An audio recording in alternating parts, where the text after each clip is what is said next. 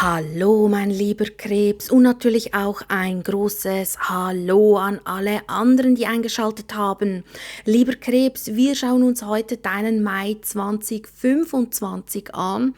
Und zwar schauen wir uns dein Hauptthema an, die Herausforderungen, die auf dich zukommen könnten und einfach allgemein, was sonst noch so auf dich zukommt. Lieber Krebs, wie immer, denk daran, das ist eine allgemeine Legung, das heißt, nicht jede Botschaft wird wahrscheinlich für dich sein.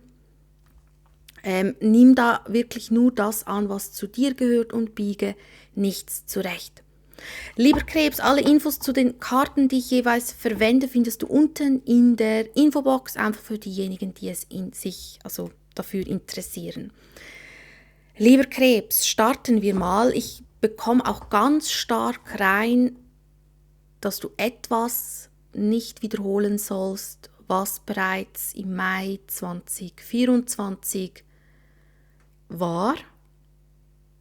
Das wird natürlich jetzt nicht alle betreffen, aber du da ein bisschen hinschauen, dass du etwas vom Mai 2024 nicht wiederholst. Also es kann sein, vielleicht eine Art Muster oder eine Entscheidung, die dich dann vielleicht doch nicht so erfüllt hat. Irgendetwas nicht wiederholen. Es ist etwas Ähnliches wie bereits vor einem Jahr war. Aber schauen wir mal hinein, was sonst noch kommt. Lieber Krebs, dein Mai 2025, wo darfst du hinschauen? Lieber Krebs, wo darfst du hinschauen? Was ist wichtig für dich zu wissen? Was ist wichtig für dich? Wir haben: Löse dich vom Alten und du hast einen Wunsch frei. Oha, lieber Krebs, es können Wünsche und Träume in Erfüllung gehen, aber du musst dich wirklich dafür aktiv entscheiden. Und entscheiden heißt nicht einfach, dass du nur sagst, ja, ich will, sondern dass du auch so handelst, danach lebst. Das heißt, wenn du zum Beispiel dir wünschst, erfolgreich zu sein oder Geld zu haben oder die Liebe deines Lebens zu finden, dann geh auch in diese Richtung. Das hat auch zum Teil mit Veränderungen zu tun, je nachdem natürlich, wo du stehst im Leben. Ich sehe auch, dass die Karte dich dazu auffordert, dass es schon lange an der Zeit ist, irgendein Thema jetzt hinter dich zu lassen. Weil ich sehe, dass hier sich etwas öffnen möchte bei dir. Es kann auch um Wachstum gehen, persönliches Wachstum oder auch dort, wo dein Thema ist. Aber etwas darf jetzt wie gehen oder transformiert werden. Vielleicht ist es auch ein Glaubenssatz, vielleicht sind das Erfahrungen, die du gemacht hast in der Vergangenheit, wo du jetzt richtig aufarbeiten darfst, weil die Zeit ist eigentlich reif. Und dass du eben durch dieses neue Portal, sage ich jetzt mal, gehen kannst. Weil ich habe das Gefühl, hier möchtest du etwas transformieren und etwas, was du dir aus tiefstem Herzen dir wirklich wünschst oder eine Sehnsucht hast, möchte in Erfüllung gehen. Aber das geht eben nur, wenn du auch bereit bist, ein alter Anteil von dir oder ein altes Ich, was gar nicht mehr zu dir gehört, abzustreifen. Und ich nehme auch ganz stark wahr, vielleicht geht es auch um Weisheit erlangen, weil die Eule wird mir ganz stark angezeigt. Es geht darum, dass du vielleicht jetzt mehr in die Tiefe gehst, vielleicht auch das Thema spirituelle Weiterentwicklung. Und was ich auch ganz stark angezeigt bekomme, ist, falls du dich dazu hingezogen fühlst, nur dann, also erzwinge es nicht, wenn du dich zum Beispiel zu Naturwesen, Geistern hingezogen fühlst oder auch zu Feen oder Elfen, dass du dich mehr damit beschäftigen sollst und dich sogar mit denen verbinden kannst, dass dir das vielleicht sogar auf energetischer Ebene Heilung bringt oder dir eine Art Wegweiser ist. Aber schauen wir mal, was ist dein Hauptthema, lieber Krebs? Weil ich habe das Gefühl, es ist wie eine Art Schwelle, wo du stehst. Eine Schwelle zwischen das alte Leben und dein Traumleben. So fühlt es sich irgendwie an und du stehst jetzt so wie dazwischen. Schauen wir mal, was ist dein Hauptthema, lieber Krebs? Wir haben hier zweimal das Stopp. Wir haben den Mond. Das ist übrigens dein Planet in der Astrologie. Im Tarot ist der Mond Fische-Energie. 7 der Münzen und der Mond. Also sicher mal auf deine Intuition hören. Vielleicht auch so ein bisschen in die Tiefe gehen. Und zwar in deine innere Tiefe, Seelentiefe. Und der Mond zeigt auch immer aber auf, dass da noch gewisse Illusionen sind, die du jetzt, oder Schattenanteile, die du jetzt auch lösen kannst, wenn du dir eben erlaubst, hinzuschauen. Ich sehe auch, dass eigentlich hier etwas am Wachsen ist. 7 der Münzen, also hier möchte etwas wachsen bei dir, etwas entstehen. Es kann sein, dass es vielleicht an der Zeit ist für spirituelles Wachstum.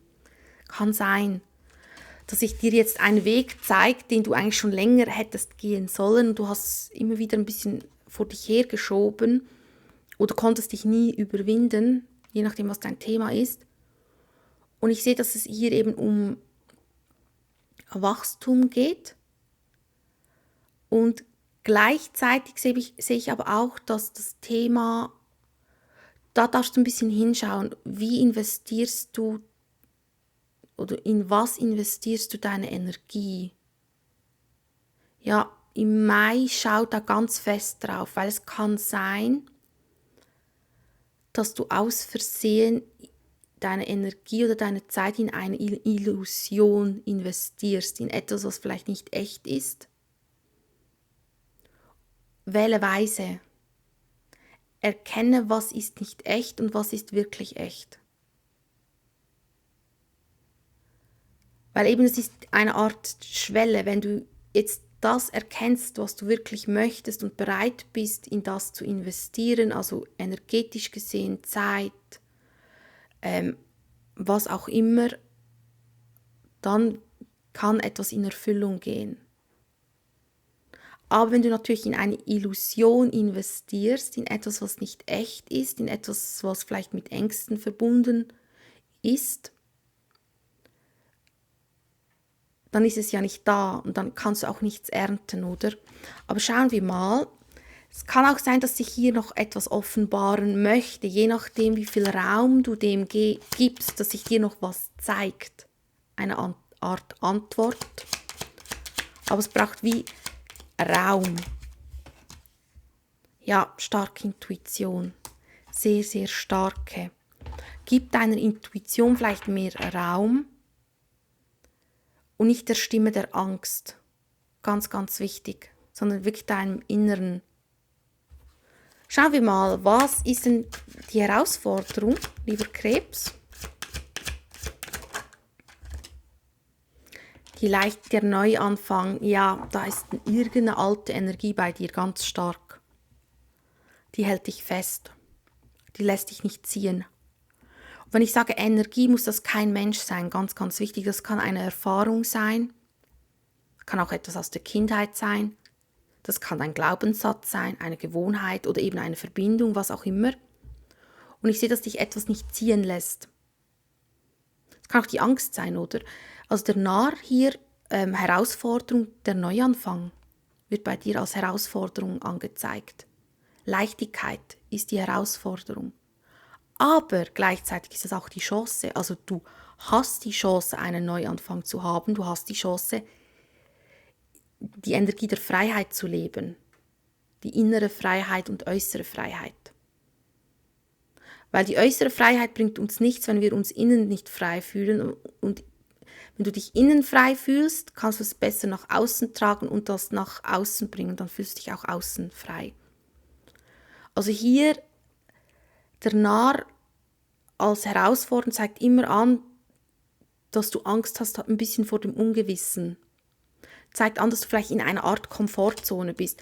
Überleg mal, vor allem für diejenigen, die sich jetzt da ein bisschen zum letzten Jahr hingezogen haben, also hingezogen gefühlt haben, im Mai 2024, warst du dort in einer Art Komfortzone.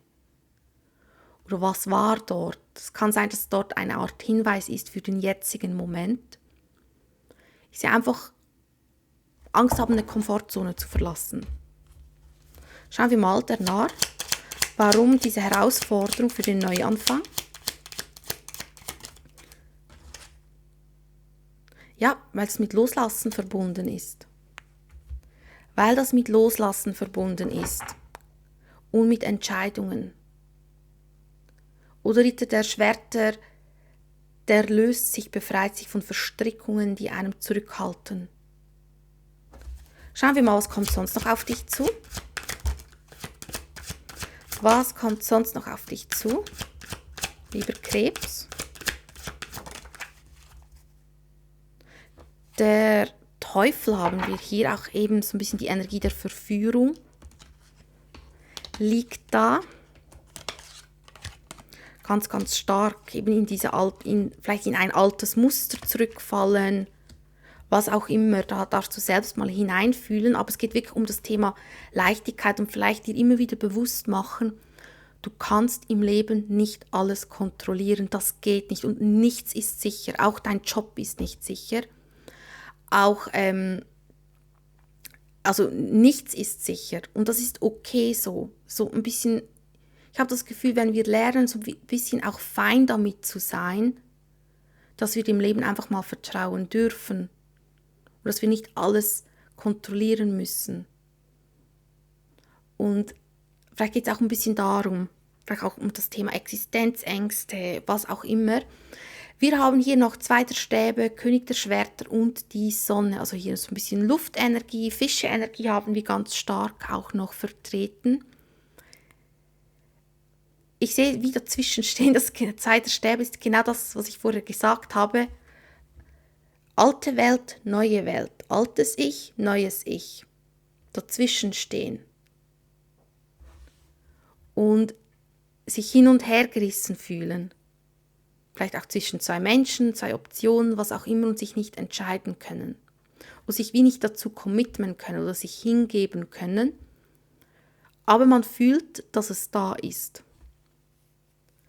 Und ich sehe hier mit König der Schwerter, kann natürlich auch sein, dass da ein Luftzeichen-Thema ist, muss aber nicht. Aber ich sehe sehr kopflastige Energie und versuche das Ganze so ein bisschen rational zu betrachten. Aber ganz, ganz wichtig, lieber Krebs, deine Stärke ist die Intuition. Das heißt, du kannst das, was du intuitiv fühlst, rational dann verarbeiten und umsetzen. Aber nicht nur rational handeln, weil deine Stärke ist eigentlich die Intuition. Das einzige Problem ist bei Krebs manchmal, dass die Emotion auch noch da ist und Emotion ist nicht die Intuition, das sind 2 Paar Schuhe. Und das ist manchmal noch schwierig, das zu unterscheiden, oder? Dann fühlt man diese Emotion, zum Beispiel Angst vor Einsamkeit, Angst vor Verluste oder Bindungsängste oder was auch immer und man denkt, mein Gefühl sagt mir, ich soll das nicht machen und dabei ist es einfach die Stimme der Angst. Und das ist auch so ein bisschen die Aufgabe vom Krebs, das eben zu erkennen. Und ich sehe, dass man hier etwas vielleicht plant, vielleicht auch Pro-Kontra-Liste macht, sich über etwas Gedanken macht, aber sehr, sehr kopflastig. Und ich sehe aber auch, das finde ich ganz schön, weil wir haben hier die Sonne, den Mond und dann die Sonne. Das heißt, zuerst kommt die Phase des Mondes, die Dunkelheit, die uns einlädt, in die Tiefe zu schauen, die uns einlädt, in Tagträume zu versinken, damit wir eben erkennen, was sind unsere wahren Träume. Und die Sonne bringt uns dann die Klarheit über unsere Wünsche und Träume und zeigt uns die Möglichkeiten, was wir tun können, um Wünsche und Träume zu leben. Das heißt, die Mondenergie ist eigentlich sehr gut, wir dürfen uns einfach darin nicht verlieren. Verlieren wir uns darin, kommen die Illusionen und wir haben das Gefühl, das ist echt. Dabei ist es nicht echt. Wir müssen aufstehen, also wir brauchen diese Sonnenenergie, um diese Klarheit zu sehen. Und das kommt bei dir. Also hier kommt eine Art Klarheit. Wir schauen gleich nachher noch rein. Und die Sonne bringt auch immer das Glück, wenn du es annimmst. Zwei der Stäbe. Ja. Unsicherheit, Sehnsucht. Also ich sehe, dass dich zieht es eigentlich dorthin, aber dein Kopf sagt vielleicht das. Also dein Kopf sagt A und dein Herz sagt B. Vielleicht ist hier auch noch eine Hemmung da, Angst vor Enttäuschungen. Ich sehe hier Angst vor Enttäuschungen. Und das hält einem ganz stark zurück. Schauen wir mal, König der Schwerter, Krebs, ja, Jungfrau-Energie, vielleicht geht es auch noch jemanden mit Jungfrau-Energie, muss aber nicht sein. Es geht auch darum, um Ordnung zu schaffen, um einen klaren Geist zu haben, um eben eine Entscheidung zu treffen. Also ich sehe sehr rational, sich Gedanken machen über diese zwei Welten. Die Sonne kommt schnell und heißblütig. Ja, hier kommt die Entscheidung. Also wenn du dich auf die Sonnenenergie einlässt, das, was sich dir zeigt und du im Vertrauen bist und dir bewusst ist, dass du nichts im Leben kontrollieren kannst und dass das okay ist, dass du das ein bisschen als Abenteuer betrachtest, dann sehe ich, dass du eine Entscheidung treffen kannst, dass dir klarer wird, wohin die Reise geht und dass du schneller dorthin gehen kannst, als du denkst. Aber nur, wenn du dich getraust, diese Sonnenenergie anzunehmen. Also dann kommt auch das Glück. Eben, Wunsch kann in Erfüllung gehen. Ganz, ganz stark. Aber du stehst so wie dazwischen. Schauen wir mal, lieber Krebs, was ist denn der Rat, damit du besser dieses Glück annehmen kannst und dich entscheiden kannst, wohin die Reise geht? Was ist der Rat? Ass der Stäbe, vielleicht auch mit dem Thema Selbstverwirklichung beschäftigen. Was erfüllt dich wirklich aus dem tiefsten deines Herzens? Was würdest du vielleicht sogar kostenlos machen oder was bereichert dich wirklich im Leben? So ein bisschen diese Schöpferenergie mehr leben, also lebe mehr die Schöpferkraft. Also nicht nur daheim sein und herumliegen, sondern lebe richtig, lebe das Lebensfeuer. Sei das durch ein Hobby, durch den Beruf, wenn du mit Menschen zusammen bist und nimm es richtig wahr. Ass der Kelche, wir haben hier 2 Asse als Rat, sehr schön. Also wenn hier Chancen kommen, die dich bereichern, nimm sie an. Wenn Chancen kommen für Fülle und Glück, nimm es an. Hab keine Angst davor. Was liegt im Schatten? Wo darfst du mehr den Fokus halten? Wo hast du viel zu wenig den Fokus? Was vernachlässigst du? Der Herrscher. Selbstbewusstsein, Augenhöhe und der Herrscher erschafft sich sein Leben. Der wartet nicht in der Ecke, dass andere für ihn Entscheidungen treffen. Der wartet auch nicht, dass sich die Anstellung von Zauberhand verändert. Der wartet auch nicht, dass von Zauberhand irgendetwas passiert. Der steht auf und ergreift die Initiative. Der erbaut sich sein Reich, Stück für Stück aber. Und vielleicht darfst du mehr den Fokus auch drauf halten, so ein bisschen mehr ins Kreieren gehen. Dein Leben ein bisschen mehr aktiv kreieren. Einfach Step by Step. Das ist ja kein Wettrennen. Ja, lieber Krebs, das waren die Karten. Ich wünsche dir alles Liebe und alles Gute und bis zum nächsten Mal. Ciao.